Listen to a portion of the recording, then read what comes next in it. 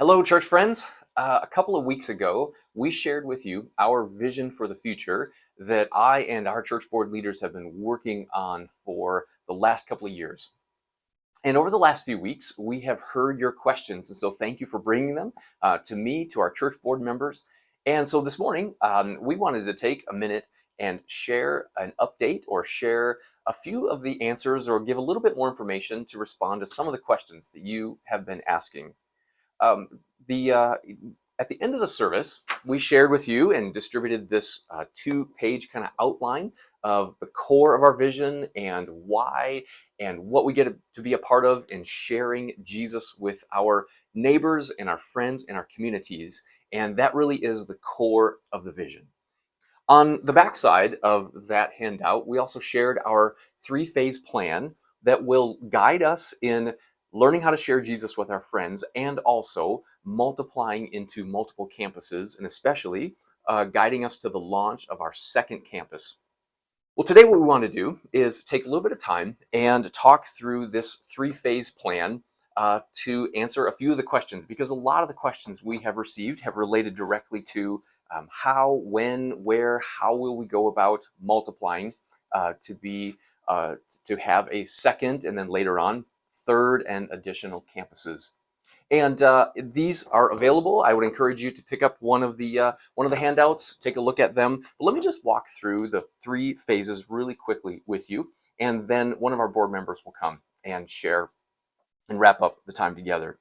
So in phase one, our goal and the first work of our vision that must happen if we are going to see lives transformed and our communities transformed is that we as a church, we learn how to share Jesus effectively with friends and neighbors and to multiply Jesus followers. We want to see more and more people following Jesus. And so in order to do that, we have launched our evangelism lead team, and that team is being trained in how to share their faith. And in fact, this week we'll have the second of our 8-week training session for our evangelism lead team. And then later this spring, that lead team will begin to teach an 8-week class. And I hope that some of you will be a part of that. As we are doing evangelism training, we are working on new believer discipleship and how we lead brand new followers of Jesus to live for Jesus every day of their lives. We will celebrate baptisms, and if you were here last Sunday, you got to be a part of that. And we are looking forward to lots of Sundays where we get to celebrate with the angels in heaven and celebrate baptisms. We'll begin to launch some pre-evangelism events that are opportunities for you to invite a friend that you've been reaching out uh, to come and consider the claims of Christ. And then also in phase one, in anticipation of phase three, one of the most important pieces is we are actively searching for a campus pastor, someone we will bring on staff who will quickly be loved and welcomed and accepted, someone who is a really good preacher and teacher, someone who brings experience in church ministry, who will, when they are ready, when we're ready in phase three, that person would then take the lead here in our downtown campus. In phase two, we will do some maybe more organizational planning. And this might seem a little bit of boring stuff to you, and so I'll just go through it quickly. But we recognize that as we have brand new followers of Jesus, they're going to need small groups to be a part of. They're going to need serving opportunities, and we are going to need to raise up more and more leaders to lead our church and to lead small groups and to lead serving teams. And so in phase two, we really work on some of our organizational opportunities so that we can multiply groups and have more small groups, multiply teams so that we have more teams, multiply servants who are serving, and multiply leaders. And so this includes helping our small group leaders to raise up apprentices and train brand new small group leaders. Creating and formalizing our leadership development process so that when we see potential leaders, we can lay out a plan for them to learn and to begin to lead effectively and well, and to just formalize a lot of our processes. And at the end of that, the result of phase two, which might seem a little bit boring and a lot of paperwork, but it's for people, because the result of phase two is that everyone has a place to grow, a place to serve, and a place to lead. And when we as a church are sharing Jesus and seeing people come to Christ, and everyone has a place to grow and to serve and to lead, then we are ready for phase 3, in which we kick off take action to multiply towards a second campus. In phase 3, a lot of those questions of details and some of the planning, that's when those questions will be answered, like what exactly will the campus model look like? That's when we'll do the detailed budgeting for our campus model. In phase 3, we will really identify what are going to be our downtown campuses core ministries that will lead a strong and compelling vision for our downtown campus. And then in phase 3, we will develop a core of approximately 50 people who are in it and are feeling called by God to join the launch team to be a part of launching the second campus. We will launch that second campus, and then even early on in that process, in phase 3, identify a potential leader and location for a third campus. And the result of this is that every resident in our community is then invited to follow Jesus and has a church community. And so, as you have more questions, we really would encourage you to kind of take a look at this 3-phase plan and recognize that we've created the plan so that we do it well, and there's a place for everyone, and we stay focused on reaching people for Jesus. Thank you, Jason. As Jason shared, my name is Nathan Plyler. I get the great privilege of serving on the board here at Ridgefield Nazarene. A lot of the same questions that have been brought forward by the church have been discussed at length with the board. Not just this board, but the board previous, about, 2 cycles ago now, when Jason first brought the vision forward. Working through questions that we had, the intense fellowship, if you will, the conversations that came about from all these questions, that we came to rest on this 3-phase plan.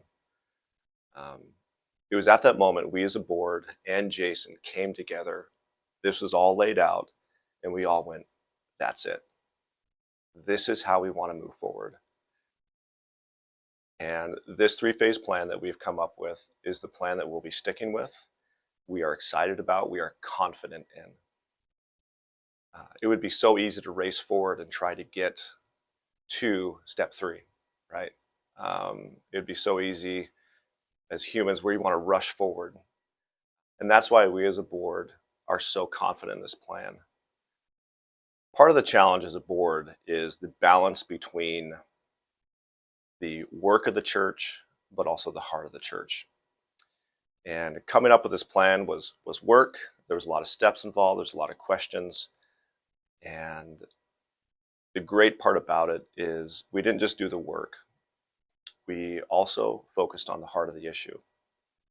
And the heart of the issue, and the thing we're most excited about, not just as a board, but as a church, is reaching people for Jesus. One of the things we've been working on over the last actually couple years now is a challenge that Jason brought forward. And that challenge is to keep the core of the vision central in our hearts. And what is that core? That core, that central piece of the vision, is reaching people for Jesus. So a couple years ago, Jason challenged us as a board to write down a small handful of names on a piece of paper that we could be kept accountable on, that we would start to have direct conversations with them about Jesus and loving on these people, not just going and preaching and not just going and preaching and trying to check their names off the box of, oh, I told them about Jesus, but directly engaging in their life, hearing their story, hearing their history, hearing their hurts, their hangups, and through that, just loving on them in the name of Jesus. We have seen people start to make steps towards a better life, yes, but a life that is focused not just on themselves, that is seeing recovery from hurts and trauma, and hope. and starting to see hope come into these people's lives. And that has been so motivating to us as a board. And that's what we want to keep central.